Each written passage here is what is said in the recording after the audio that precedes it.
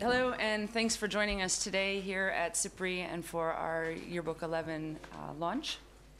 I'm going to talk about the Turkish arms industry, but first I want to give you a very brief overview of general findings from the SIPRI Yearbook this year.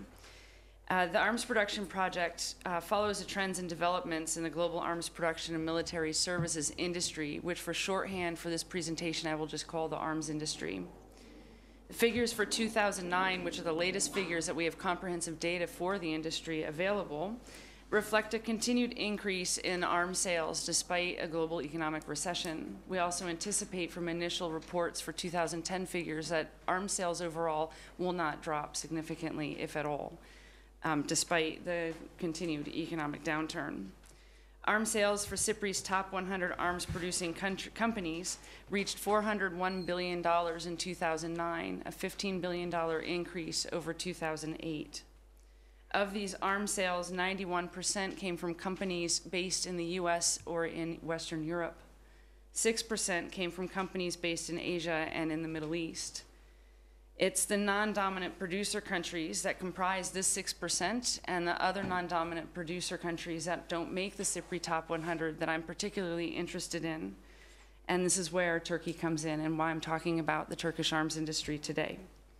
First, I'll provide some background on the Turkish arms industry, and then I'll provide some insight on what I think the motivations are for developing and expanding a domestic arms industry, even though it's a very difficult and very expensive endeavor. So the Turkish arms industry today, there are 10 to 12 sizable companies that act as prime contractors in the Turkish arms industry. There are approximately 100 smaller companies that are in specialized segments. There are three types of ownership. There's government, the Turkish Armed Forces Foundation, and private, though the Turkish Armed Forces Foundation can be considered government-owned since the military controls the foundation. Of the top producers in Turkey, the two main ones are actually from the Turkish Armed Forces Foundation, and that's Aselsan, which is an electronics company, and TAI, Turkish Aerospace Industries, which, as you can guess, is from the aerospace sector. Turkish arms industry had a record turnover in 2010 that topped record turnover in 2009. It continues to expand.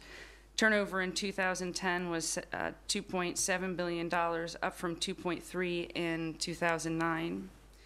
Further, the concentration of arms sales in Turkey is relatively high in the top producers, meaning that a few producers actually make the most money off of selling the weapon systems. Aselsan and TAI, the Turkish Aerospace Industries company, combined accounted for 40% of all of Turkey's arms sales in 2009. Aselsan alone accounted for about 34% of Turkey's total arms sales in 2010, but I have yet to find figures for TAI.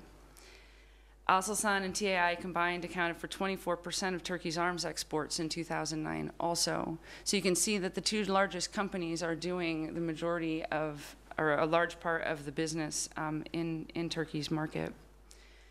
According to official statistics, import dependency, which is calculated by measuring the level of domestic content in arms procurement, was measured at 52% in 2010, up from 46% in 2009. But we have to think about how realistic these figures are, given that much of the production that it's accounted for in these figures won't actually start until 2013.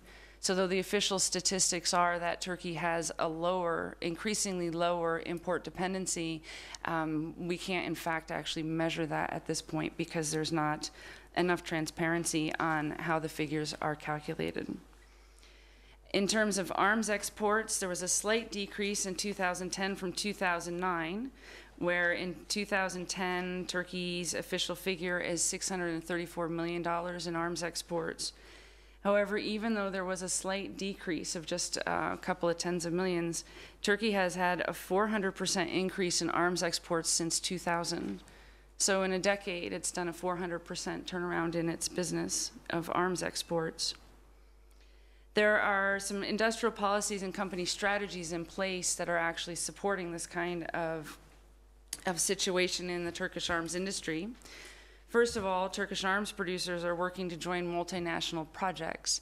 The idea of joining these projects is to seek technology transfers, ability for domestic production, and potential export opportunities.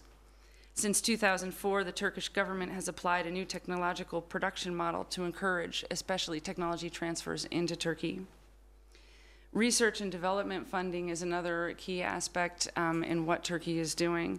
Overall, R&D spending in 2010 was up over 2009, although it's interesting to note that the share of government funding for research and development actually increased in 2010 as a result of more companies needing to take internal funds and use them for issues created by the global recession. One caveat to the Turkish arms industry, the figures that we have on it is that there's not a lot of transparency in Turkish statistics. Not all of the Turkish arms industry provides things. For instance, the government-owned companies, not all of them, or even just a few of them, release financial statistics or statements. So we really do need more detailed data in order to do more fine-tuned analysis rather than general trends and developments in the industry there.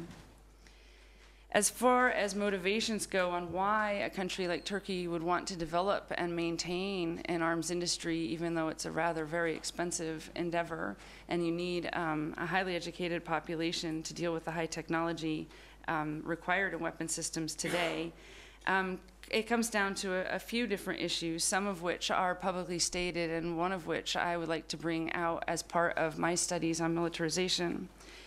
Initially, Turkey started out as being motivated by a security of supply issue following the invasion of Cyprus in '74, which was then, Turkey was submitted to an arms embargo by the US. And so security of supply meant that Turkey was worried it wasn't going to be able to get weapons.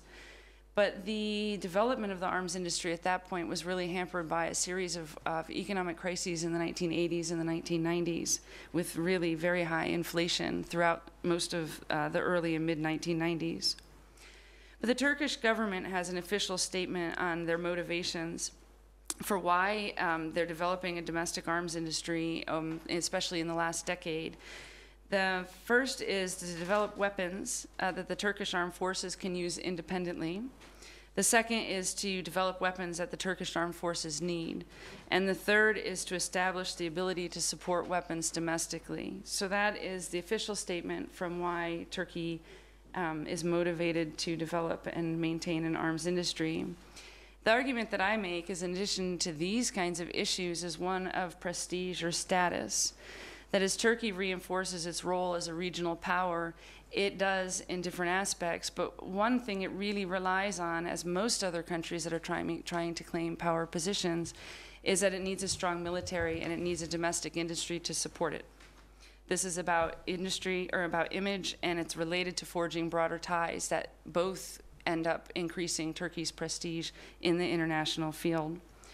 The world over, there's a general acceptance that the idea of national security is really military security.